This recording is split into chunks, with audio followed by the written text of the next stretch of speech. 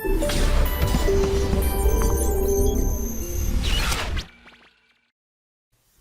Students, how are you all? I hope you all are doing great. So यहाँ पे आज हम light chapter revise करने वाले हैं. बहुत तेज रिवाइज करेंगे हम लाइट की स्पीड के साथ. ठीक है. सो यहाँ पे देखो, लाइट चैप्टर ऑल दो बड़ा है, बट हम इसको इस तरीके से कवर करेंगे कि आपको स्टेप्स में सारी चीजें याद रहेंगी.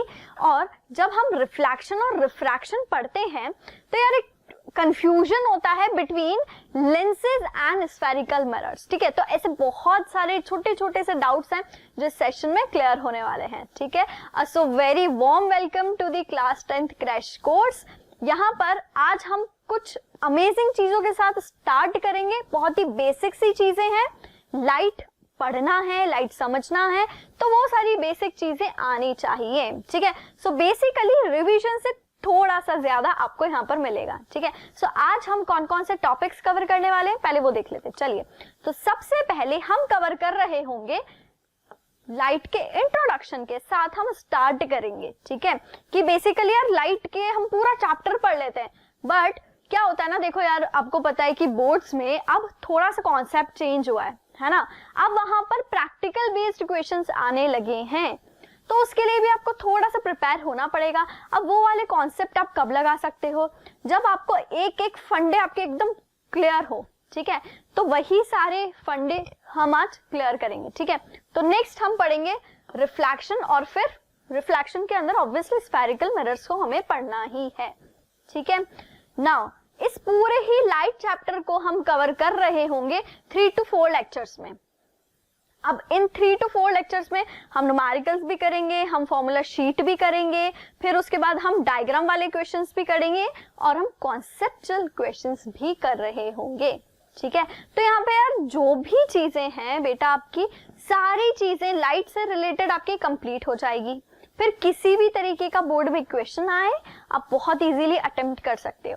और आज के सेशन की एक स्पेशल बात ये है कि यहाँ पर आप छोटी छोटी चीजों को सीखेंगे और फिर हम नेक्स्ट लेक्चर से इन्हीं सारी चीजों को अप्लाई करेंगे. ठीक है. सो स्टार्ट करते हैं with the very basic introduction to light. ठीक है. अब लाइट क्या होती है? बहुत इजी है, आप सब जानते हैं कि light gives us the sensation of what? Site. ठीक है बेटा. देखो, लाइट सिंपली एक एनर्जी है. क्या ये आपको दिखती है? नहीं दिखती. ठीक है. अदृश्य बोलते हैं ना. हाँ, अदृश्य है, मतलब ये इनविजिबल फॉर्म ऑफ एनर्जी है. ठीक है. अगर ये दिखाई नहीं देती तो ये किस चीज में हेल्प करती है? ये हमें देखने में हेल्प करती है. ठीक है. तो यही है सिंपल से लाइट की definition. Light gives us the sensation of vision. ठीक है. नाउ यहाँ पे आपको दिख रहा है रे ऑप्टिक्स. ठीक है. अब ये रे ऑप्टिक्स क्या होती है? देखो, रे मींस, देखो रे का अलग और ऑप्टिक्स का अलग समझते हैं. तो सी, रे मींस व्हाट?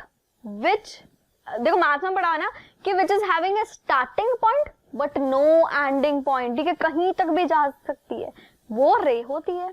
ठीक है. अब इस रे को ऑप्टिक्स में देखो, स्टडी ऑफ लाइट, जो भी आप लाइट के बारे में चीजें पढ़ते हो, reflection, refraction, TIR, dispersion, whatever. ठीक है. इस पूरी स्टडी को हम क्या कहते हैं? ऑप्टिक्स. क्लियर है ये चीज? ठीक है. अब इस रे ऑप्टिक्स का टुगेदर मतलब क्या है? सिंपल है कि आपकी जो रे ऑप्टिक्स है, बेसिकली यहाँ पे डिफरेंट रेज आपके पास आएंगी. ठीक है. सो बेसिकली वो बीम ऑफ लाइट है. ठीक है. जब बहुत सारी रेज आ जाती हैं तो उसे हम क्या कहते हैं? Beam of light. अब न्यूमेरिकल में क्वेश्चन ही कुछ ऐसा आ जाता है कि beam of light is passing through a liquid और व्हाटएवर. फिर यार बीम ऑफ लाइट तो पता होना चाहिए ना उसके लिए. So basically beam is what? Collection of rays. ठीक है. बहुत सारी रेज के कलेक्शन को हम क्या बोलते हैं? Beam of light. ठीक है. तो उसी चीज को हम थोड़ा सा देखेंगे. यहाँ पर देखो, दिस इज व्हाट? रे. This is what? रे. अब ऐसी ही बहुत सारी रेज हो जाएं, ऐसी ही बहुत सारी रेज हो जाएं, तो आप क्या कहोगे इसको? Beam of light. ठीक है. नेक्स्ट, अब ये रेज कुछ इस तरीके से हैं. ये रेस कुछ इस तरीके से है, यहां से निकल रही है और आगे जाके फैल रही है, तो फिर आप इसे क्या कहोगे, किस टाइप की रे है, ये है डाइवर्जिंग। क्या ये डाइवर्जिंग? क्यों ये हम ये चीज पढ़ रहे हैं, क्योंकि यार आप समझ रहे होंगे कि ये डाइवर्जिंग जैसी चीज आपने कहीं देखी है, ठीक है। तो कॉनकेव कॉन्वेक्स में डाइवर्जिंग कॉन्वर्जिंग हम बहुत बार यूज करते हैं, तो जब हम वो पढ़ेंगे तो आपको पता होना चाहिए, आपके माइंड में क्लिक हो जाएगा कि यार डाइवर्जिंग है, मतलब अच्छा डाइवर्जिंग रेस तो ऐसी होती है, ठीक है। अब हम यहाँ जब डाइवर्जिंग रेस पढ़ रहे हैं तो हमें साथ में पढ़ना है कॉन्वर्जिंग रेस ऑल्सो, ठीक है। अब देखो कॉन्वर्जिंग कैसी होती है, सिंपल है, डाइवर्ज मतलब फैलना, डाइवर्ज मतलब क्या होता है, फैलना, कॉन्वर्ज मतलब क्या होता है, पास पास आ जाना, ठीक है, चिपक जाना, उसे क्या बोलते हैं, कॉन्वर्जिंग रेस।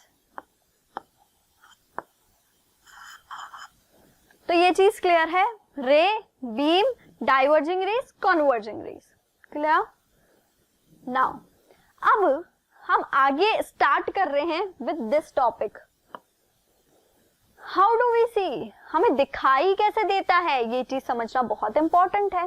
देखो क्या होता है, इस क्वेश्चन को समझने के लिए हम एक सिचुएशन लेते हैं। कैसी सिचुएशन, क्या आपको एक डार्क रूम में रख दिया जाए, डार्क मीन्स कंप्लीट डार्क है, मूनलाइट भी नहीं आ रही है, ठीक है ना, आपको कंप्लीट डार्क रूम में रख दिया जाए, will you be able to see anything around you?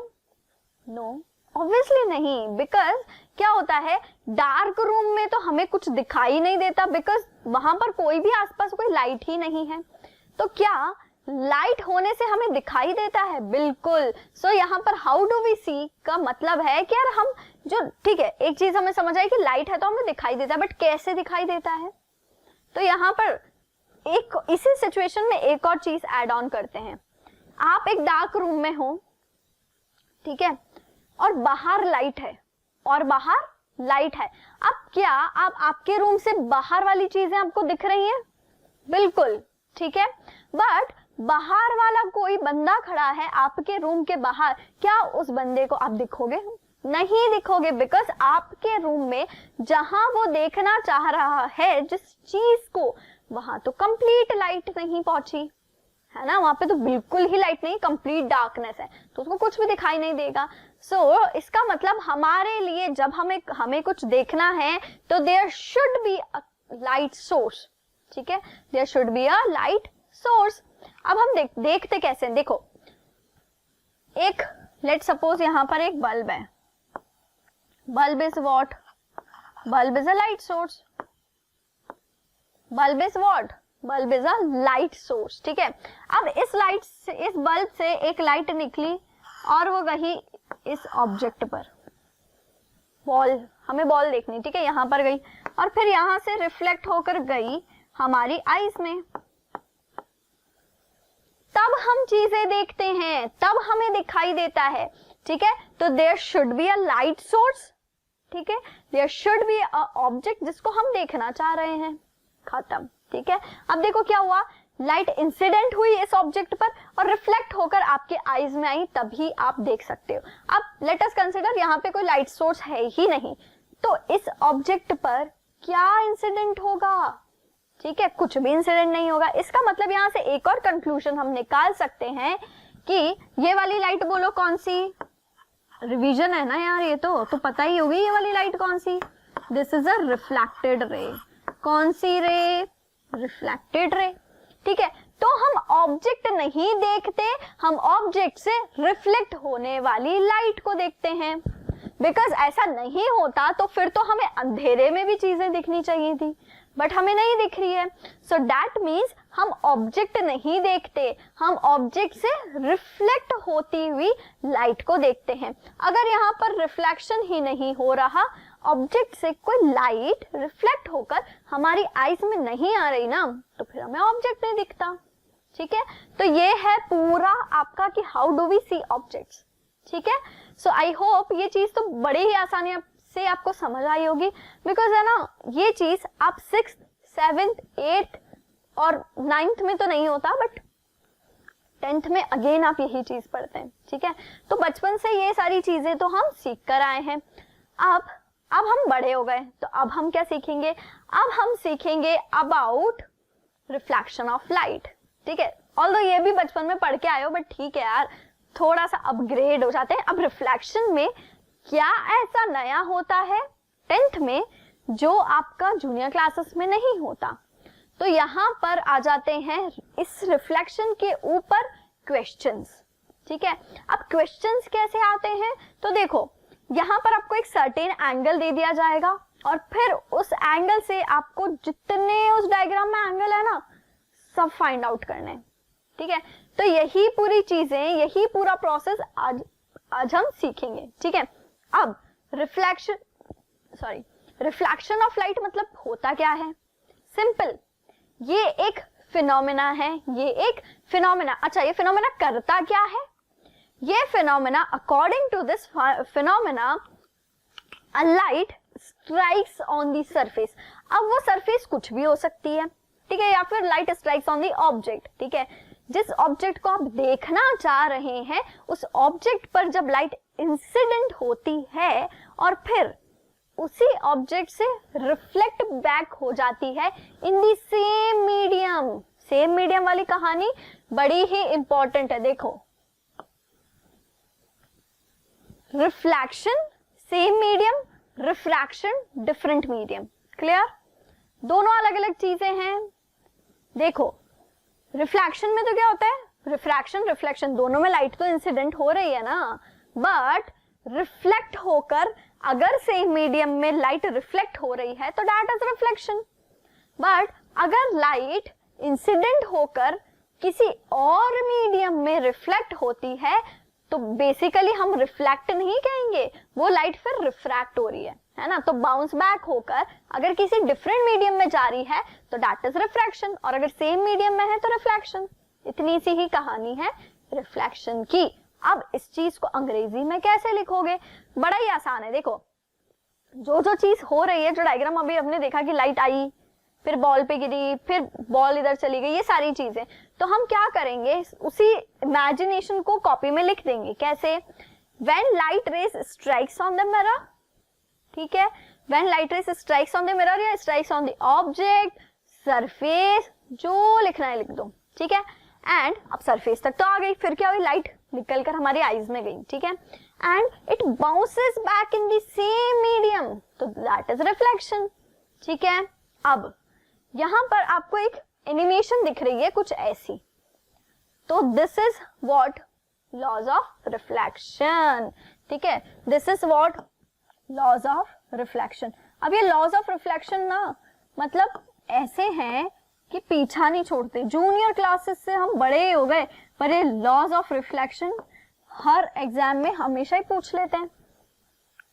अब बहुत बारी क्या होता है ना, बहुत सारे बच्चे ये चीज भी गलत कर दे, तो प्लीज यार जितने भी लोग इस वीडियो को देख रहे हो ना, आप लोग को कसम है इस चीज की कि आप लॉ ऑफ रिफ्लेक्शन गलत नहीं लिखोगे।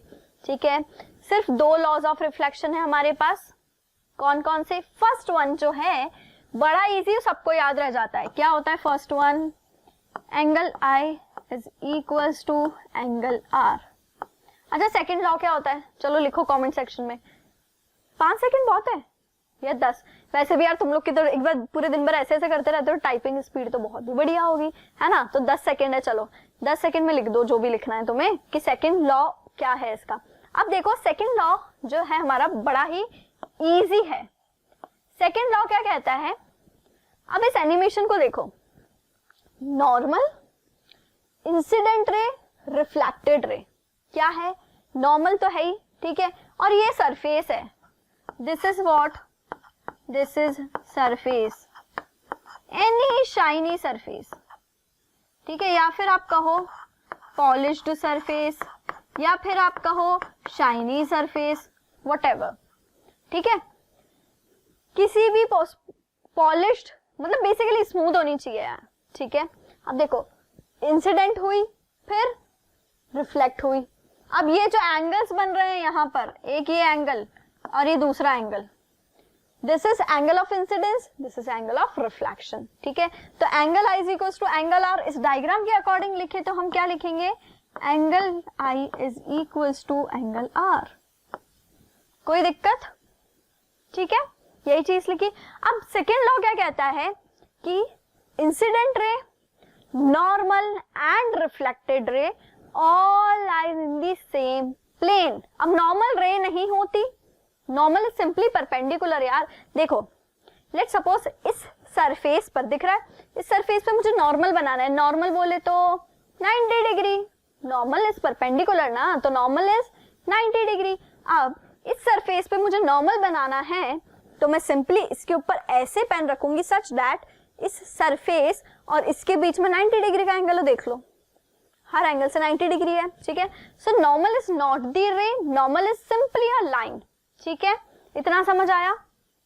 अब सेकंड लॉ के अकॉर्डिंग इंसिडेंट रे, नॉर्मल और reflected ray all lies in the same plane. इसका मतलब तीनों एक के पीछे एक होते हैं। इस फिंगर को कंसिडर करो नॉर्मल है, इस फिंगर को क्या कंसिडर करोगे कि ये नॉर्मल है, ये आपकी incident ray, normal, reflected ray, ठीक है। ये तीनों इस तरीके से होती हैं कि आप इसको किसी भी एंगल से देखो सब एक के पीछे एक ही दिखेंगे आपको, किसी भी एंगल से देखो एक के पीछे एक दिखेंगी। तो इसका मतलब अगर ये एक के पीछे एक नहीं दिख रही है तो इसका मतलब ये हुआ कि बेटा ये रिफ्लेक्शन के केस में नहीं आता। ये वाला लॉ डिफाइन होने के साथ साथ ये चीज भी बड़ी इंपॉर्टेंट है कि इंसिडेंट रे, नॉर्मल और रिफ्लेक्टेड रे सब सेम प्लेन में होने चाहिए, ठीक है, एक के पीछे एक होने चाहिए। क्लियर है ये चीज आगे समझ में? चलिए, सो यहां पर हम लिखेंगे second law, incident ray, normal and reflected ray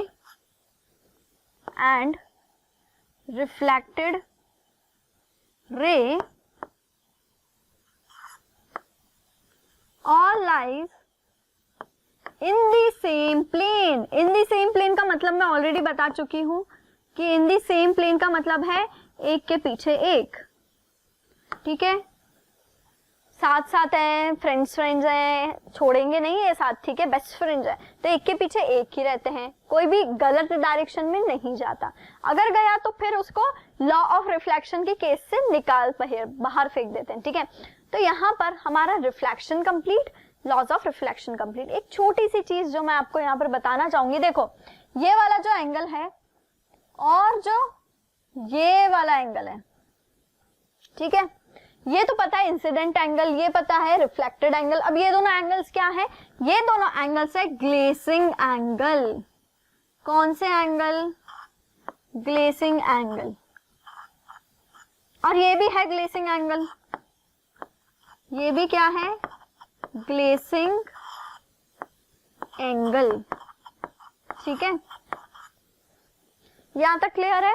अब कितनी बारी होगा कि आपको ये वाला एंगल दिया होगा, कितनी बारी होगा ये दिया होगा, कभी ये दिया होगा। अब देखो ये दोनों ग्लेसिंग एंगल सेम होते हैं। अगर इसकी वैल्यू लेट्स सपोज 50 तो इसकी भी 50 होगी, इसकी 30 है तो इसकी भी 30 होगी, इस तरीके से, ठीक है। तो यहाँ पर आई थिंक सारी चीजें आपको क्लियर हो चुकी है।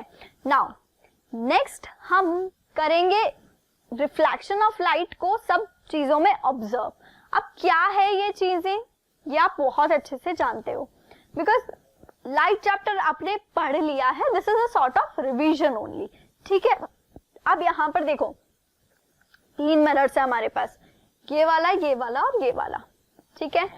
यहीं पे हम इन मिरर्स का छोटा सा डिस्क्रिप्शन देखते हैं। वो क्या? वो ये कि किस मिरर को क्या बोलते हैं, अगर वो मिरर इस शेप में हुआ तो उसका क्या नाम है, ठीक है। तो शेप के अकॉर्डिंग हम नेम डिसाइड कर लेते हैं।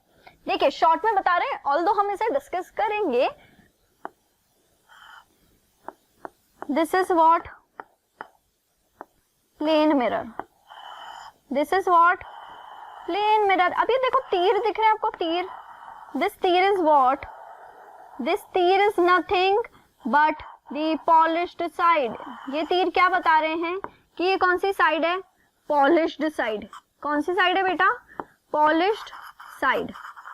और जहां तीर नहीं है that is reflecting side, that is what? Reflecting side, ठीक है। ये चीज क्लियर। अब इस वाले पे आ जाते हैं, देखो ये बड़ा ही सिंपल है। अच्छा मुझे बताओ लाइट कौन से पार्ट में आएगी तो हमारे लिए यूजफुल है?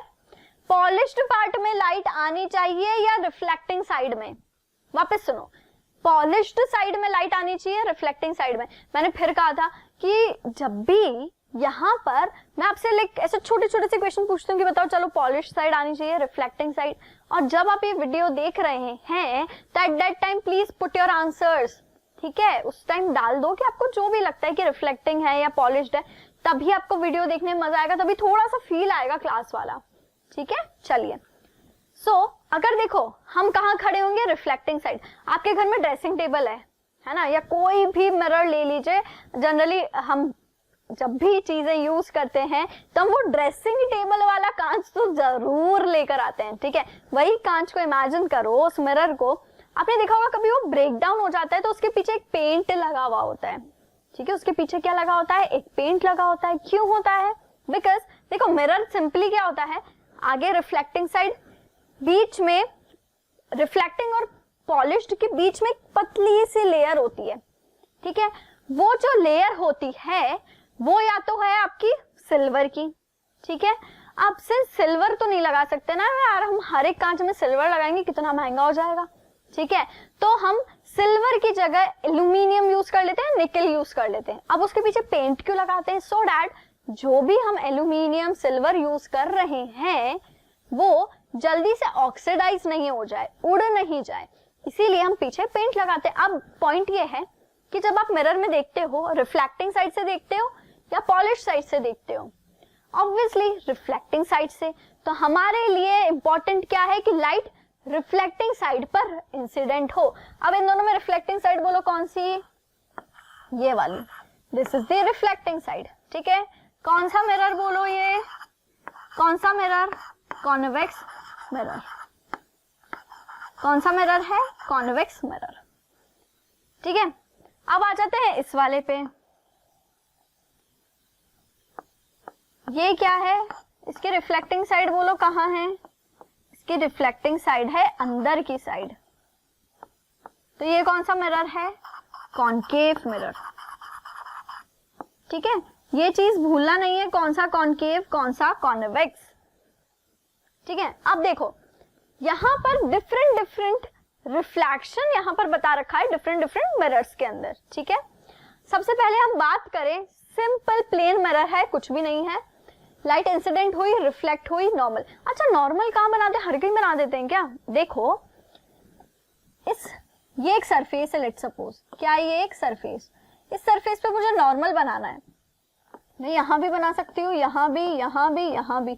तो मेरे पास तो ऐसे बहुत सारे नॉर्मल हो जाने, बहुत सारे नॉर्मल हो जाने, तो ऐसा तो हम नहीं चाहते। तो नॉर्मल कहां बनाते हैं हम? देखो सुनो, जिस पॉइंट पर लाइट इंसिडेंट होती है उस पॉइंट पर हम नॉर्मल ड्रॉ करते हैं, और जिस पॉइंट पर लाइट इंसिडेंट होती है उस पॉइंट को हम क्या कहते हैं? पॉइंट ऑफ इंसिडेंस, ठीक है? तो इसमें ये वाला पॉइंट, ये वाला पॉइंट और इसमें ये वाला पॉइंट, ये सारे पॉइंट्स क्या हैं? Point of incidence. ये सब क्या है बेटा? Point of incidence. इतनी बात क्लियर,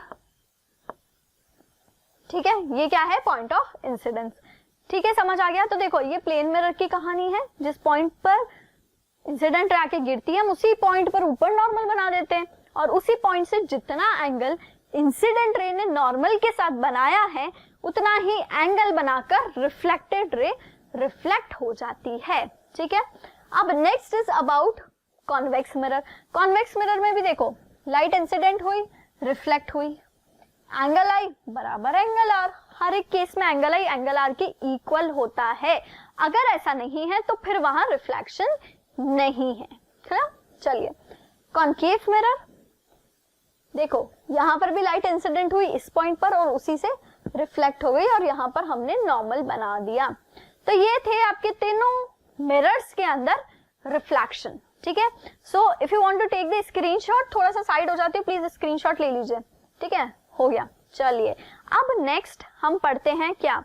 नेक्स्ट हम पढ़ेंगे ये जितने भी मिरर्स हैं इसमें कि कब ऐसा होता है कि लाइन जो होती है वो रिट्रेस हो जाती है। सुना होगा ना आपने, कि आपका जो स्फेरिकल मिरर्स होते हैं स्पेशली, तो उसमें क्या होता है कि आपकी जो इंसिडेंट रे है वो जब सेंटर ऑफ कर्वेचर पे जाती है तो उसी पे वही अपना पाथ रिट्रेस कर लेती है। तो ऐसा क्यों होता है या किस केस में होता है? तो यहाँ पर आपको दिख रहा है हर एक केस में एंगल आई एंगल आर 0 है। इसका मतलब क्या हुआ, कब ऐसी सिचुएशन आती है? देखो सिंपल हमने एक मिरर बनाया, सिंपल हमने क्या बनाया, एक मिरर। अब इस मिरर में यहां पर लाइट इंसिडेंट हुई और यहां हमने नॉर्मल बनाया था। नॉर्मल थोड़ा ज्यादा ही एबनॉर्मल हो गया है, बट ठीक है यार, इतनी छोटी सी मिस्टेक तो आप लोग मेरी माफ कर ही सकते हो, है ना। चलिए फिर से बना लेते, कोई दिक्कत नहीं है, ठीक है।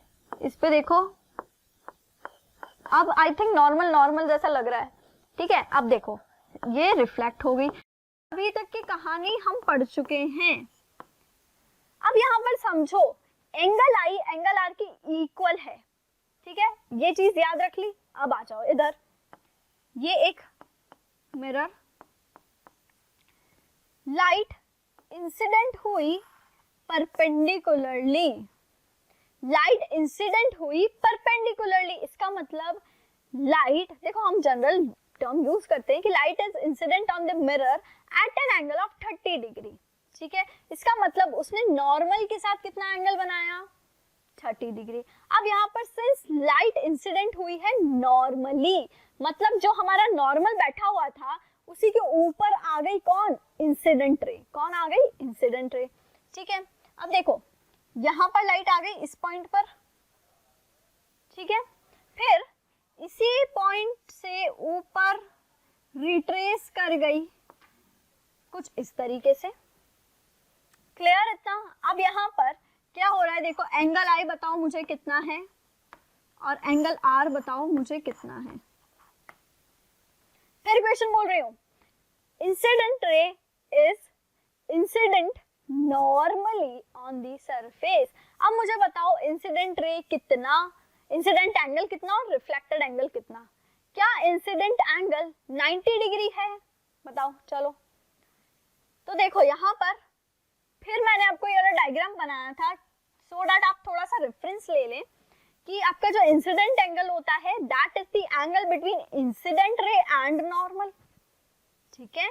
किसके बीच में एंगल है, इंसिडेंट रे और नॉर्मल के बीच का एंगल कौन है, इंसिडेंट एंगल, ठीक है। ये बात क्लियर?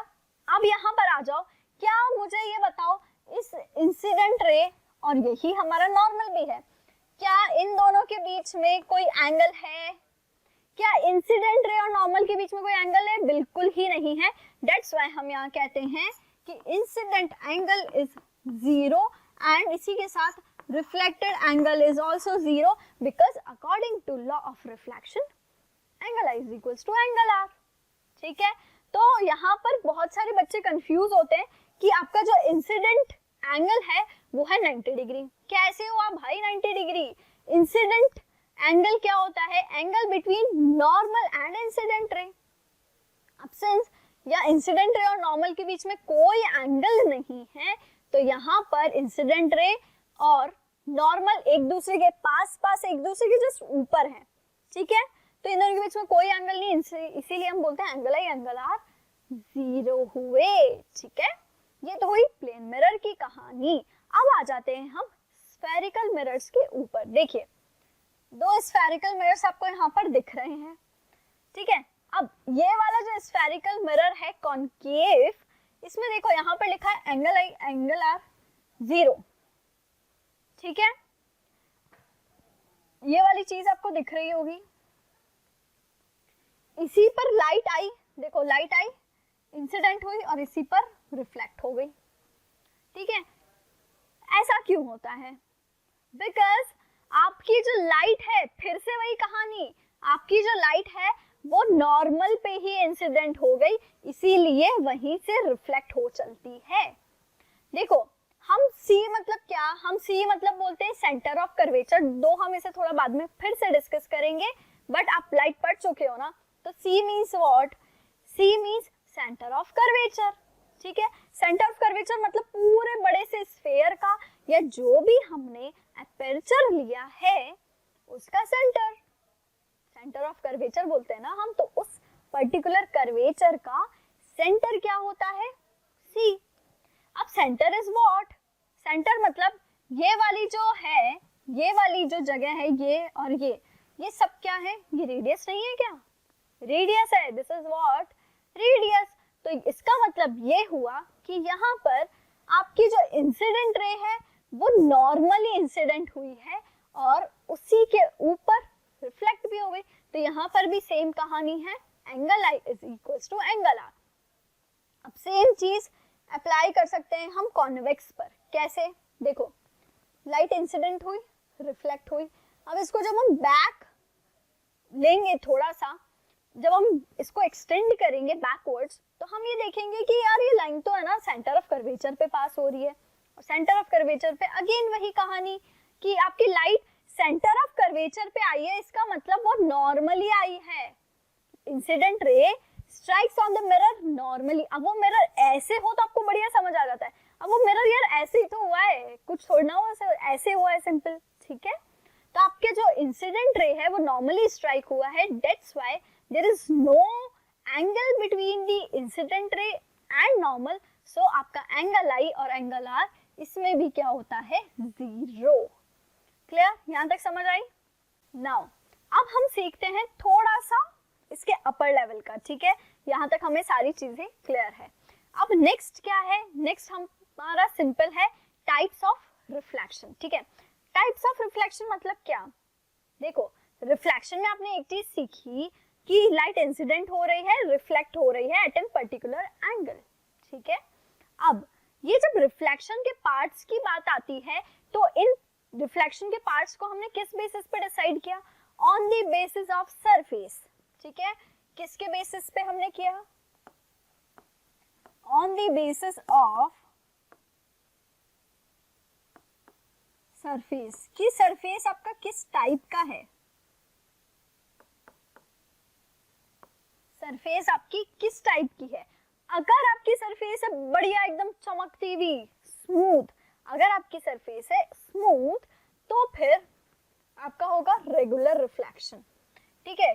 किस सरफेस में होता है ये, जब आपकी सरफेस है स्मूथ या फिर आपकी सरफेस है पॉलिश्ड, ठीक है। जब ऐसा है तो कौन सा रिफ्लेक्शन, रेगुलर रिफ्लेक्शन, ठीक है।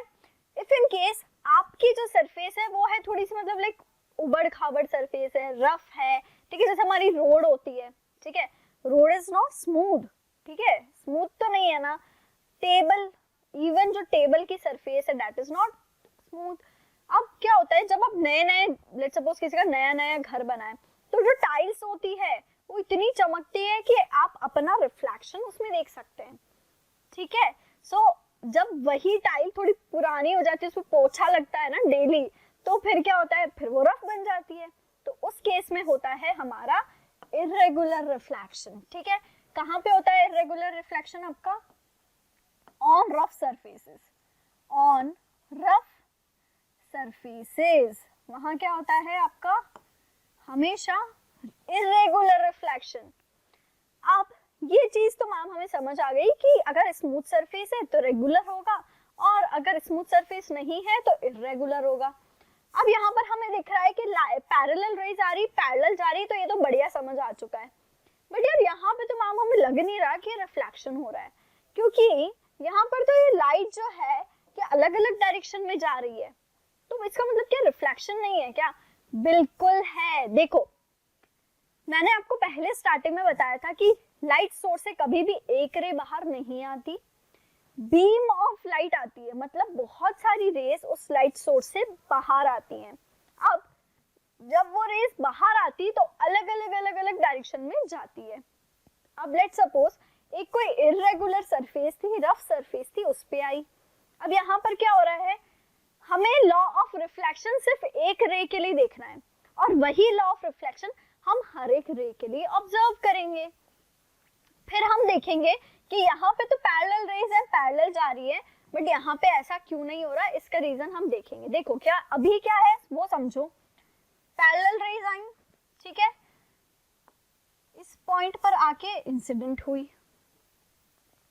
ये वाली रे इस पॉइंट पर आकर हुई, ये इस पॉइंट पर, ये इस पॉइंट पर, ये वाली इस पर्टिकुलर पॉइंट पर, then this point, then this point, then this point. ऐसे डिफरेंट डिफरेंट पॉइंट्स के बारे में हम एक एक पॉइंट के बारे में देखेंगे। देखो ये वाली रे आई, ठीक है, इस पे नॉर्मल कहाँ बनेगा? देखो तुम्हारी जो सरफेस है वो स्मूथ नहीं है, स्मूथ होती तो सबके नॉर्मल ऐसे सीधे खड़े होते, है ना, but since surface he smooth नहीं है तो सबके नॉर्मल ही टेढ़े मेढ़े हैं। सिंस सबके नॉर्मल टेढ़े मेढ़े हैं, देखो अभी ये सरफेस है, ठीक है, आपको दिख रहा होगा, अगर आप देख पा रहे हैं बेटा तो थोड़ा सा है ना, ये एकदम स्ट्रेट नहीं है, टेढ़ी मेढ़ी सरफेस है, दिख रहा है? थोड़ा सा देखने का ट्राई करो, ठीक है। अब इस सरफेस पे देखो, इस पेन को नोटिस करना, इस वाले को, इस पे नॉर्मल ऐसा, ठीक है, इस सरफेस पे नॉर्मल ऐसा, बिकॉज ये सरफेस खुद ही ऐसी, ऐसी नहीं है, ऐसी है, थोड़ी सी ऐसी, ठीक है। ये वाली सरफेस पे नॉर्मल ऐसा, इस पे नॉर्मल ऐसा, इस पे नॉर्मल ऐसा। तो जब बेटा सरफेस स्मूथ नहीं होती तो उस सरफेस पे नॉर्मल भी टेढ़े मेढ़े होते हैं, ठीक है। अब यहाँ पर देखो, इस पॉइंट पे नॉर्मल कैसा होगा? कुछ इस तरीके से। इस पॉइंट पे नॉर्मल कुछ ऐसा होगा। इस वाले पॉइंट पर रिफ्लेक्टेड रे है ही नहीं, बट ठीक है, इस पॉइंट पर नॉर्मल कुछ ऐसा होगा तो इसकी रिफ्लेक्टेड रे कुछ ऐसी होगी। इस वाले पॉइंट पे नॉर्मल यहाँ होगा, इस वाले पॉइंट पे नॉर्मल कुछ ऐसा होगा। तो आप देख रहे हो बेटा कि सबके नॉर्मल अलग अलग है ना। तो सिंस सबके नॉर्मल अलग अलग हैं, इधर उधर भाग रहे हैं, तो फिर कैसे यहाँ पर सबकी रिफ्लेक्टेड रेज पैरेलल हो सकती हैं? यहाँ पर तो देखो क्या रहना, यहाँ पर सबके नॉर्मल स्ट्रेट है, दिख रहा है आपको? यहाँ पर सबके नॉर्मल क्या है बेटा? स्ट्रेट। सिंस सबके नॉर्मल एकदम स्ट्रेट हैं तो सबकी रिफ्लेक्टेड रेज भी पैरेलल है, ठीक है। तो ये चीज यहाँ पर क्लियर हुई कि क्यों आपकी रफ सरफेसेस पे रिफ्लेक्टेड रेज इधर उधर भाग रही। बट इसका मतलब ये बिल्कुल ही नहीं कि यहाँ पर लॉज ऑफ रिफ्लेक्शन फॉलो नहीं होते हैं। दोनों ही केस में आपके लॉज ऑफ रिफ्लेक्शन फॉलो होते हैं।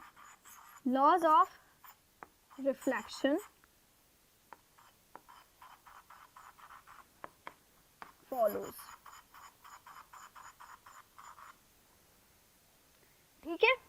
देखो यहाँ पर भी दोनों एंगल इक्वल हैं, ये वाला एंगल इक्वल, तो हर एक केस में ऐसा है, ठीक है। नाउ अब आगे हम पढ़ते हैं छोटा से क्वेश्चन के साथ, हम जितनी भी चीजें हमने सीखी उसे अप्लाई करते हैं। क्वेश्चन क्या है? बहुत इजी है। देखो ये क्वेश्चन है, सिंपल डायग्राम आपके सामने आएगा and you have to find all the angles which are involved here, ठीक है। एंगल कौन कौन से निकालने? Q R S. पर कैसे निकालेंगे? क्या गिवन है? हमें गिवन है कि एंगल P इज 30 डिग्री। ये वाला एंगल कितना है? 30 डिग्री, ठीक है। If this angle is 30 degree तो फिर हम आगे की कहानी सोच सकते हैं। कैसे? अगर ये एंगल 30 डिग्री है तो ये वाला एंगल कितना होगा? देखो यहाँ पर हम सिंपल लिखोगे, अगर ये क्वेश्चन बोर्ड्स में आ जाता है तो कैसे अटेम्प्ट करोगे? तो फिर बेटा आपको ये वाला एंगल और हाँ बस दो एंगल की नीड है हमें, या ये वाला एंगल ऑल्सो x, इन सारे एंगल की नेमिंग करनी पड़ेगी। कर देते हैं, सिंपल है, कोई बड़ी बात नहीं है। This is angle A, this is angle B और ये तो x है, ठीक है। चलिए अब यहाँ पर आप सिंपल लिखोगे, क्वेश्चन आ जाता है तो कि angle P plus angle A together will make 90 degree. बोलो सही है या गलत है? सही है ना। 30 डिग्री और A मिलाकर क्या बना रहे हैं? 90 डिग्री। तो एंगल P इज व्हाट? 30, ठीक है। Angle A is equal to 90 degree. तो एंगल A कितना हुआ हमारे पास? 60 डिग्री। कितना हुआ एंगल A? 60 डिग्री। तो यहाँ पर हम लिख देते हैं, इसको थोड़ा सा और एक्सटेंड कर देते हैं कि ये है 60 डिग्री। अब अगर ये 60 डिग्री हुआ तो एंगल B भी कितना हो जाएगा? 60 डिग्री। क्यों? बिकॉज यार लॉ ऑफ रिफ्लेक्शन है, एंगल आर के इक्वल होता है, ठीक है। तो ये भी क्या हो जाएगा आपका? 60 डिग्री, ठीक है। तो angle A and angle B दोनों कितने हैं? 60 डिग्री। रीजन आप लिख लोगे क्यों है, ठीक है। नाउ अब आ जाते हैं आगे। फिर एंगल क्यू कितना है, मैंने आपको एक चीज बताई थी ग्लेसिंग एंगल वाला कि ये दोनों एंगल तो ठीक है, ये दोनों एंगल भी बराबर होते हैं जिसे हम कहते हैं ग्लेसिंग एंगल। तो क्यू भी कितना होगा बोलो, 30 डिग्री। ठीक है, ऐसे ग्लेसिंग एंगल का नहीं समझ आता तो देख लो, ये दोनों मिलाकर भी 90 बना रहे हैं। 90 में से इतना 60 तो बचा हुआ कितना, 30। ठीक है, प्लस आप एक चीज और जानते हैं कि तीनों ट्राइंगल में तीनों एंगल का सम कितना, देखो in the case of triangle ये वाला एंगल, ये वाला एंगल, ये वाला एंगल, ए बी सी, ये तीनों मिलाकर कितना बनाते हैं, 180। याद रखिएगा हमेशा कितना बनाते हैं, 180। ठीक है, ये वाली चीज है जो आपको हमेशा याद रखनी है और सारे क्वेश्चन ऐसे धड़-धड़ हो जाएंगे। ठीक है, चलो अब सिंस ये 30 है और ये एंगल है 90 डिग्री, ये एंगल कितना है, 90 डिग्री दे रखा है आपको। देखो, a student performs an experiment in which he puts two mirrors perpendicular to each other। Perpendicular मतलब ये एक बच्चे ने क्या किया, दो मिरर लिए, ये मिरर और ये मिरर, दोनों को परपेंडिकुलर रख दिया, मतलब इन दोनों के बीच में कितना एंगल, इन दोनों के बीच में 90 डिग्री का एंगल। ठीक है, तो ये 90 डिग्री। अब देखो मैंने बताया कि सम 180 होगा, तो ये 30 ये 90। Since angle Q plus angle, let me call it angle O, ठीक है चलेगा ना, plus angle R is equal to 180 degree. क्यों 180 डिग्री, भैया ट्रायंगल की प्रॉपर्टी है। ये हो गया 30, एंगल O है 90, प्लस एंगल R की वैल्यू हमें निकालनी है। ठीक है, this is 180 degree. 30 plus 90 120, plus angle R is equal to 180। अब यहाँ पर सिंपल लिखोगे angle R is equal to 120 minus 180 minus 120, हाँ 180 माइनस 120 कितना बना, 60। अच्छा एंगल R निकालना था क्या हमें, बिल्कुल निकालना था, एंगल R हम निकाल चुके हैं। क्या एंगल Q भी निकालना था क्या हमें, बिल्कुल, और एंगल Q हम निकाल चुके हैं, दैट इज 30 डिग्री। ठीक है, तो यहाँ पर हम एंगल Q भी फाइंड कर चुके हैं, दैट इज 60 और 30। एंगल Q इज 30 है ना, एंगल Q क्या है, 30 है। क्यों 30 है वो हम पढ़ चुके हैं, because it is a glancing angle. कौन सा एंगल, ग्लेसिंग एंगल। तो एंगल Q क्या है, 30 डिग्री। दो हम फाइंड कर चुके हैं, अब क्या बच रहा है, Q हो गया, R हो गया, S बच रहा है अभी। ठीक है, अब S को कैसे निकालोगे, S को ऐसे निकालेंगे कि एंगल R हमें मिल चुका है 60 डिग्री, एंगल R की वैल्यू बोलो कितनी, ये है 60 डिग्री। अगर ये 60 डिग्री है तो फिर हम ये चीज बोल सकते हैं कि angle R plus angle X together will make 90 degree, together will make 90 degree. ठीक है, angle R 60 plus angle X is equals to 90, तो angle X is equals to 90 minus 60, बोलो 90 माइनस 60 कितना, 90 माइनस 60 कितना बोलो, 30 है ना, कितना बना 30। हमें x निकालना था क्या, नहीं यार हमें तो s निकालना था, तो देखो बट ठीक है, x निकाला s निकाला एक ही बात है, बिकॉज जो x की वैल्यू है वही s की वैल्यू, देख लो डायग्राम में, according to law of reflection. ठीक है, सो हम यहाँ लिखेंगे since angle I is equals to angle R according to law of reflection, so angle S is equals to angle X, which is nothing but 30 degree, which is nothing but 30 degree। ठीक है, तो देखो सबसे पहले हमने ये वाला angle निकाला, ये 30 था तो ये 60, ये 60 तो ये भी 60, अब ये 60 तो ये 30 प्लस 90 120 और माइनस 180, बिकॉज तीनों का एंगल का सम कितना होना चाहिए, 180। ठीक है, अब माइनस किया तो हमारे पास बचा 60। अब ये 60 और ये वाला एंगल टुगेदर विल मेक 90, तो ये हो गया 30, ये 30 तो ये भी 30, खत्म। ठीक है, तो इतना सा ही था हमारा क्वेश्चन जिसमें हमें ये सारी छोटी छोटी सी कैलकुलेशन करनी थी। ठीक है, सो आई होप यही सारे आंसर्स आए होंगे आपके भी, देख लो चेक कर लो क्या आपका एंगल Q 30 आया, क्या आपका एंगल R 60 आया, क्या आपका एंगल S 30 आया। ठीक है, यही आंसर्स होंगे, ज्यादा बड़ी बात नहीं थी। अब हम चलते हैं आगे एक छोटी सी चीज पे जिसे हम कहते हैं मिरर, और यहीं से हमारी कहानी स्टार्ट होती है। मिरर इटसेल्फ अ छोटा सा टर्म जो आपके एग्जाम में नहीं आता, ठीक है, बट इसके अंदर प्लेन मिरर और स्फेरिकल मिरर्स डेफिनेटली पूछे जाते हैं। ठीक है, so mirror is what, simply जिसकी एक साइड पॉलिश्ड है और एक साइड रिफ्लेक्टिंग है, उसी चीज को आप क्या कहोगे, मिरर। ठीक है, अब प्लेन मिरर की कहानी ऑलरेडी हम बता चुके हैं, बट ठीक है एक बार और हम देख लेते हैं। This is what plane mirror, this is what plane mirror. ठीक है, अब इसके सामने अगर कोई ऑब्जेक्ट है, प्लेन मिरर के सामने अगर कोई ऑब्जेक्ट खड़ा हुआ है, तो फिर इसकी जो हाइट है, इस ऑब्जेक्ट की जो हाइट है जिसे मैं कह रही हूं HO, वही क्या होगी, इमेज की हाइट, वही क्या होगी, इमेज की हाइट। जितना दूर ऑब्जेक्ट इमेज से है दैट इज U, उतनी ही इमेज भी ऑब्जेक्ट से है दैट इज V। ठीक है, U मतलब ऑब्जेक्ट डिस्टेंस, V मतलब इमेज डिस्टेंस। ठीक है, नाउ प्लेन मिरर हमेशा कैसी इमेज बनाता है, वर्चुअल एंड इरेक्ट। कैसी इमेज बनाता है, वर्चुअल एंड इरेक्ट। ठीक है, इसके बाद HO is equals to HI, U is equals to V plus plane mirror ना एक बहुत ही शानदार प्रॉपर्टी लेकर आता है जिसे हम कहते हैं लेटरल इन्वर्जन, जिसे हम क्या कहते हैं, लेटरल इन्वर्जन। लेटरल इन्वर्जन बोले तो राइट का लेफ्ट, लेफ्ट का राइट।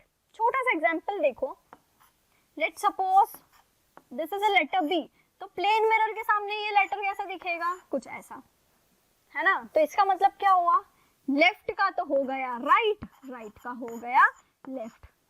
यही है प्लेन मिरर की कहानी। ठीक है, अब देखो सिंपल सी बात है, अगर क्वेश्चन है कि आपका ऑब्जेक्ट है, आपका ऑब्जेक्ट है वो खड़ा है प्लेन मिरर से 4 सेंटीमीटर की डिस्टेंस पे, तो इमेज भी आपको कहाँ मिलेगी, 4 सेंटीमीटर पे। ठीक है, तो प्लेन मिरर में ज्यादा चीजें हैं नहीं, बट हाँ इसकी सारी प्रॉपर्टीज आपको बढ़िया से पता होनी चाहिए। नेक्स्ट हम चलते हैं हमारे स्फेरिकल मिरर्स की तरफ। स्फेरिकल मिरर तो बहुत आसान है, देखो कॉनकेव, कॉन्वेक्स, दो चीजें समझनी है। कॉनकेव मतलब कैसे याद रखो कि यार हमारे ना मैम प्रॉब्लम ये होती है कि कॉनकेव और कॉन्वेक्स दो अलग अलग चीजें हैं, हमें पता है, बट हमें कंफ्यूजन हो जाता है कि कौन सा कॉनकेव है और कौन सा कॉन्वेक्स है। तो इसके लिए एक छोटी सी ट्रिक है, यहाँ लिखा है केव, यहाँ लिखा है केव, सो केव मीन्स गुफा, केव मीन्स गुफा। तो लेट्स सपोज एक गुफा है, यहाँ पर एक गुफा है, गुफा के अंदर मैं ऐसे जा रही हूँ, ठीक है, तो लाइट भी क्या करती है, गुफा के अंदर जाती है। अगर मिरर गुफा की तरह है, उसकी रिफ्लेक्टिंग साइड अंदर की तरफ है, तो फिर वो कॉनकेव है। देखो ये रही आपकी वो गुफा, इसके अंदर लाइट जा रही है, लाइट ऐसे जाएगी इस side, because this is the reflecting side. ठीक है, तो यहाँ पे सिंपली आपको रिफ्लेक्टिंग और ये बता रखा है, कॉनकेव में रिफ्लेक्टिंग साइड अंदर होती है, पॉलिश्ड बाहर होती है, और इसमें रिफ्लेक्टिंग साइड बाहर होती है, पॉलिश्ड अंदर होती है। तो सिंपल याद रखो, कॉनकेव मतलब गुफा, गुफा में लाइट जा रही है तो फिर उसका स्ट्रक्चर ऐसा। अदरवाइज अगर बाहर की साइड आपकी रिफ्लेक्टिंग है तो फिर वो कॉन्वेक्स। ठीक है, इतनी ही चीज यहाँ ध्यान रखनी है। अब आगे पढ़ लेते हैं, इसकी छोटी सी टर्मिनोलॉजी बड़ी आसान है। देखो ये एक मिरर, ये दूसरा मिरर, ये बोलो कौन सा मिरर, ये है आपका कॉनकेव मिरर, ये है आपका कॉनकेव मिरर। ये कौन सा मिरर, ये है आपका convex mirror. Concave mirror is also called as converging mirror. Concave mirror को और क्या कहते हैं हम, कन्वर्जिंग मिरर। ठीक है, और वही कॉन्वेक्स को हम क्या कहते हैं, डाइवर्जिंग मिरर। कॉन्वेक्स को क्या कहते हैं हम, डाइवर्जिंग मिरर। ठीक है, अब आपका जो कॉन्केव मिरर है, सिंपली बताइए कि अंदर वाली साइड रिफ्लेक्टिंग है। अब देखो यार, ये जो हमारे कॉन्केव और कॉन्वेक्स है ना, ये जो दो बड़े बड़े महान मिरर्स हैं, इनका भी कोई बाप है। कौन है इनका बाप? Spherical mirror. ये दोनों स्फेरिकल मिरर के टाइप्स हैं, ठीक है। तो देखो, mirror is broadly divided into plane mirror, spherical mirror. Spherical mirror के दो टाइप्स है, कॉन्केव और कॉन्वेक्स। क्लियर? अब स्फेरिकल मिरर देखो, एक बहुत बड़ा सा स्फीयर था, उसके छोटे से पार्ट को या किसी एक पार्ट को कट किया, कॉन्केव बनाया, किसी एक पार्ट को कट किया, कॉन्वेक्स बनाया, ठीक है। अब ये आपका जो कॉन्केव मिरर है, इसमें जब भी आप आगे, अब नेक्स्ट जो भी हम लेक्चर पढ़ेंगे उसमें हम सीधी बात करेंगे, नो बकवास। बकवास तो आज भी नहीं हुई है, बट ठीक है यार, आज थोड़ी से ना हम बेसिक लेवल पे चले हैं, तुम प्योर, ठीक है। बट उसमें बकवास से मेरा मतलब था कि हम ये चीज नहीं सीखेंगे उसमें कि प्रिंसिपल एक्सिस क्या, फोकस क्या, सेंटर ऑफ कर्वेचर क्या, ये सब चीजें हम नहीं सीखेंगे, ये हम यहीं से सीख कर जा रहे हैं, ठीक है। प्रिंसिपल एक्सिस क्या है? प्रिंसिपल एक्सिस सिंपली एकदम शूम करती हुई एक लाइन है जो उस मिरर को दो पार्ट्स में डिवाइड कर रही है, सिंपली ये समझो, ठीक है। अब वो जो मिरर का हमने पार्ट लिया है, मिरर का जो हमने पार्ट लिया है, ये देखो इतना सा, देखो आपको दिख रहा है ग्रेइश वाला मिरर, ये ग्रेइश वाला मिरर। अब इसके ये इतना से मिरर को कहेंगे हम अपर्चर। जितना पार्ट हमने मिरर का यूज किया है, बड़े से स्फीयर से हमने जितना पार्ट उधार मांगा है कि यार भाई दे दो, हमें कॉन्केव या कॉन्वेक्स बनाना है, तो जितना उसने उधार दिया है वो वाला इस अपर्चर, ठीक है। प्रिंसिपल एक्सिस हो गया, अपर्चर हो गया। अब जिस भी स्फीयर से हमने कॉन्केव या कॉन्वेक्स को मांगा है, उस स्फीयर का कुछ ना कुछ सेंटर होगा, ठीक है। और वही सेंटर किसका रहता है? कॉन्केव और कॉन्वेक्स का। अब यहाँ पर बस उसको हम कहते हैं कर्वेचर, सेंटर ऑफ कर्वेचर कहते हैं। क्यों बोलते हैं? Because this is what a curvature है ना। इस कर्वेचर के सेंटर की हम बात कर रहे हैं, so this is only a curvature. देखो, जो आपका सर्कल में सेंटर होता था, वही आपका क्या है? यहाँ पर सेंटर है, ठीक है। देखो, सर्कल में सेंटर से किसी भी पॉइंट की डिस्टेंस को हम रेडियस बोलते थे, ठीक है। तो यहाँ पर भी सेंटर से पोल तक की डिस्टेंस, दिस इज व्हाट पोल, दोनों ही केस में दिस इज व्हाट पोल। पोल हमेशा याद रखो, पोल से ही डिस्टेंस मेजर करनी है। कहां से करोगे? पोल से, ठीक है। अब इस पोल से यहाँ इस सेंटर तक की डिस्टेंस जो है, उसको क्या कहते हैं हम? रेडियस। उसको हम क्या कहते हैं? Radius. That is radius of curvature, ठीक है। यहीं पर यहाँ पर भी वो चीज है, सेंटर से यहाँ तक की डिस्टेंस को आप क्या कहोगे? रेडियस। तो जो सर्किल में कॉन्सेप्ट था, सेम यहाँ पर है, ऐसी कोई बड़ी बात नहीं है, इसे घबराया मत करो। प्रिंसिपल एक्सिस शो करती हुई लाइन दो पार्ट्स में डिवाइड किया, ठीक है। फिर पोल, दोनों के सेंटर पॉइंट को हम कहेंगे पोल, और वो पोल प्रिंसिपल एक्सिस से पास होता है, या प्रिंसिपल एक्सिस, हाँ बेसिकली प्रिंसिपल एक्सिस से होता हुआ निकलता है। फिर हमारा आ जाता है सेंटर ऑफ कर्वेचर, तो उसे आप इमेजिन कर सकते हैं। अब उस सेंटर से पोल तक की डिस्टेंस है रेडियस, ठीक है। अब इसमें फिर आगे कहानी आ जाती है, इस रेडियस का हाफ होता है फोकस, और पोल से फोकस तक की डिस्टेंस होती है फोकल लेंथ, ठीक है। यहाँ पर भी इस रेडियस, ये इतनी पूरी रेडियस है ना, तो रेडियस का हाफ यहाँ पे कहीं है और वो है फोकस। रेडियस का हाफ है फोकस, तो there is a difference between focus and ये वाला है, इन दोनों में डिफरेंस है। ये तो है आपका फोकस, ठीक है, और ये जो है ये है आपकी फोकल लेंथ। तो दोनों में कंफ्यूज मत होया करो, ठीक है। बच्चे हो जाते हैं कंफ्यूज, दोनों ही तो एफ है, बट एक छोटा एफ है, बड़ा एफ है, डिफरेंस है यार। यही डिफरेंस नहीं है, छोटे और बड़े का और भी है। देखो, फोकस इज व्हाट? फोकस एक ऐसा पॉइंट है जहां पर जो इंसिडेंट रेज है आफ्टर रिफ्लेक्शन, अगर वो किसी एक पॉइंट पर आकर मिलती है, वो पॉइंट है फोकस, ठीक है। और फोकल लेंथ क्या है? Focal length is the distance between focus and pole. Focal length क्या है? Focal length is the distance between pole and focus. That's it. समझ आ रही है ये चीज, ठीक है। तो यही चीज है जो आपको याद रखनी है। अच्छा, फोकल लेंथ भी हमेशा पोल से मेजर होगी, है ना, पोल से फोकस तक की डिस्टेंस है फोकल लेंथ, और फोकस तो खुद पोल प्रिंसिपल एक्सिस पे लाई करता है एक ऐसा पॉइंट जहां पर रिफ्लेक्टेड रेज आकर मिल जाएं, दैट्स इट। ठीक है, तो यहाँ पर हमने सारी टर्मिनोलॉजीज कंप्लीट कर ली हैं। रेडियस ऑफ कर्वेचर को देखो, रेडियस ऑफ कर्वेचर को हमने कंप्लीट किया, हमने फोकल लेंथ को कवर किया। देखो यहाँ पे लिखा है light gets reflected from concave, देखो अंदर वाली साइड है रिफ्लेक्टिंग, बाहर वाली साइड है, यहाँ पर देखा है light reflect from convex lens, convex में बाहर वाली साइड रिफ्लेक्टिंग, कॉन्केव में अंदर वाली साइड रिफ्लेक्टिंग। ठीक है, अब यहाँ पर हमारे पास एक छोटा सा क्वेश्चन अगेन आता है। इस क्वेश्चन में आपको सिंपल ये बताना है कि यहाँ पर कौन सी डायग्राम गलत है। ठीक है, वही दो चीजें, angle I is equal to angle R plus तीनों एंगल का सम ट्राइंगल में 180 होना चाहिए। तो देखो यहाँ पर बोला है which of the following correctly depicts the plane mirror inclined at 40, दो प्लेन मिरर्स हैं 40 पर इंक्लाइंड है, देखो ये दोनों भी 40 पर हैं, ये भी 40 पे, ये भी 40 पे और ये भी 40 पर ही है। ठीक है, तो इनमें से कौन सा डायग्राम करेक्ट है, you have to identify that. बहुत आसान है, देखो एक एक को लेके चलते हैं, बट सिंस यहाँ पर हम एक एक को लेके पूरा एक्सप्लेन नहीं कर सकते तो थोड़ा सा लिटिल बिट फास्ट होगा, समझने का ट्राई कीजिएगा। जब तक हम यहाँ पर सॉल्व कर रहे हैं तब तक आप कमेंट सेक्शन में लिख के बताओ क्या आपने सॉल्व कर लिया अभी तक।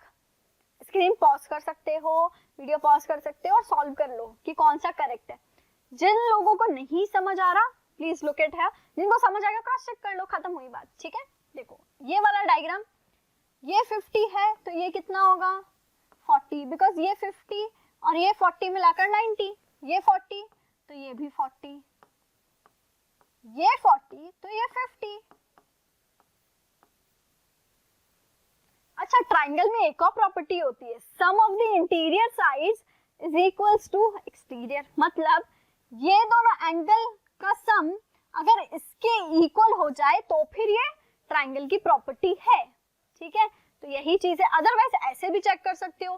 देखो 50 प्लस 40 कितना हुआ, 50 प्लस 40 आपका सीधा बन रहा है 90। ठीक है, और ये भी कितना है 90, तो वो ये भी सही हो गया हमारे पास। ठीक है, अब आ जाते हैं सेकंड डायग्राम पे। देखो ये 30 तो ये कितना है, बिकॉज 30 प्लस ये पूरा 90 है ना, 90 में से इतना पार्ट 30 है तो ये बचा हुआ कितना हुआ 60, ये 60 तो ये भी 60, ये 60 तो ये 30। अब देखो sum of the interior sides, interior angle is equals to the exterior angle, मतलब इन दोनों का सम इसके बराबर होना चाहिए। हो रहा है क्या, ये तो 70 है और ये तो 80 है, नहीं हो रहा है, तो ये तो रॉन्ग। अभी तक हमारा ये करेक्ट हुआ है, देखो इसको भी चेक करते हैं, ये 30, ये तो वैसे भी दिख रहा है यार, देखो चलो फिर भी हम देखते हैं, ये 30 ये भी 30। ठीक है, ये 30 तो ये वाला कितना बचा 90 minus 30 60, 60 plus 40, 60 plus 40 is what 100। ठीक है, 100 प्लस 70 170, तो ये तो ट्राइंगल के पूरे का ही सम 170 आ रहा है, तो ये तो गलत है। फिर आ जाता है हमारे पास ये वाला क्वेश्चन, इसमें देखो ये 45 तो ये भी 45, ये 45 तो ये भी 45, 40 plus 45 is what 85, 85 plus 85 again it is not a triangle, because तीनों का ही यार 180 नहीं हो रहा है सम। ठीक है, तो यहाँ पर ये चीज हमें क्लियर है, करेक्ट ऑप्शन इज व्हाट ए। ठीक है, अब लास्ट हम आ जाते हैं एक छोटे से क्वेश्चन पे। क्वेश्चन है f is equal to r by 2। हमने एक चीज बोली अभी कि है ना, हमारा जो रेडियस है, मैंने आपको बोला था ना कि रेडियस का आधा कर दो तुम्हें मिल जाएगा क्या, रेडियस का आधा कर दो तुम्हें मिल जाएगी फोकल लेंथ, तुम्हें मिल जाएगी फोकल लेंथ। ठीक है, इसको आप ऐसा भी लिख सकते हो कि 2 times of f is equals to r, दोनों ही एक ही चीजें हैं। ठीक है, अब यहाँ पे बोला है कि ये वाली जो चीज है वो किस चीज के लिए ट्रू है। देखो for convex mirror but not for concave mirror, क्या कॉन्वेक्स के लिए ट्रू है, कॉन्केव के लिए नहीं है? Second, concave but not for convex. Third, for both concave and convex, तो बिल्कुल कॉन्केव कॉन्वेक्स दोनों के लिए ही ट्रू है कि r is equals to 2f या फिर f is equals to r/2। ठीक है, एक ही बात है। सो आई थिंक आपको सारी ही चीजें समझ आई होंगी, पूरा लेक्चर आपने बढ़िया से एंजॉय किया है। नेक्स्ट लेक्चर में हम इस बेसिक कॉन्सेप्ट को रिवाइज नहीं करेंगे बेटा, बिकॉज है ना आज के लेक्चर में मैं बहुत छोटी छोटी सी चीजें कवर करी हैं। तो नेक्स्ट हम स्टार्ट करेंगे directly with the rule of image formations. ठीक है, जो एग्जाम में बट ऑब्वियस है, हमेशा पूछा जाता है। आपको एक न्यूमेरिकल दे देंगे और फिर आपके पास u की वैल्यू ऑब्जेक्ट डिस्टेंस है, आपके पास इमेज डिस्टेंस है, आपके पास फोकल लेंथ है। अब उसको आपको कॉन्केव या कॉन्वेक्स में ड्रॉ करना है, तो कैसे करोगे? ये सारी चीजें we will be going to do in next lecture. ठीक है, तो आई होप आपने आज की चीजें सारी समझी होंगी। ठीक है, if you like this video please share it with your friends, family, और जो भी बोर्ड की प्रिपरेशन कर रहे हैं उनको भी शेयर कीजिए सो दैट उनकी भी थोड़ी सी हेल्प हो जाए। And please subscribe to this channel so that हमारी फैमिली और ग्रो हो सके। एंड लास्टली, अगर आप इस चैनल पे न्यू हैं तो please hit that bell icon so that आपको सारी नोटिफिकेशंस बराबर से मिलती रहें। Thank you so much.